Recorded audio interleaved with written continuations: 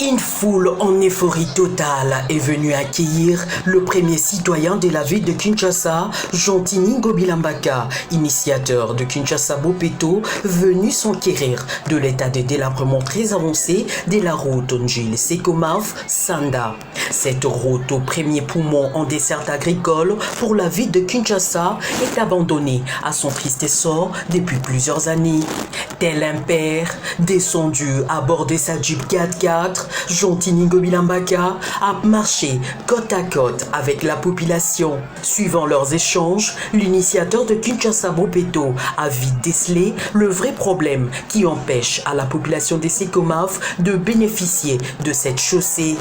Il s'agit là d'une construction anarchique qui s'est faite sur un collecteur d'eau, occasionnant ainsi le refoulement des eaux sur la chaussée. Thierry Kabouya, ministre provincial des infrastructures et travaux publics, promet de prendre des mesures fortes afin de sauver cette route d'une importance capitale. Il s'agit d'une visite d'inspection des routes, un état des lieux de nos routes qui ont été délaissées pendant très longtemps. Alors son Excellence, Monsieur le gouverneur de la ville de Kinshasa, a jugé bon, dans le cadre justement de résoudre des problèmes de mobilité dans la ville, de faire cette visite d'inspection. Il faudrait que les techniciens descendent sur le terrain, qu'ils se rendent compte de l'état réel des lieux et qu'une fasse un état de besoin qui sera estimé en financement pour qu'on puisse effectivement lancer les travaux.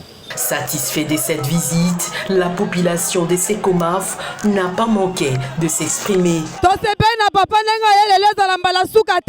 Papa Jean-Tiningo Bila, oh Zambatine biso ya to pesi ya bambote ngi changement kote mabena biso changement kota. Juste après, le gouverneur de la ville s'est dirigé pour Kimbanseke où il a visité la route appelée Deuxième République en pleine réhabilitation par l'OVD. De là, le premier citoyen et sa suite se sont dirigés vers l'avenue Njoko, partant du boulevard Lumumba jusqu'à Bouma, vers la résidence du Premier ministre honoraire Feu Antoine Gizenga.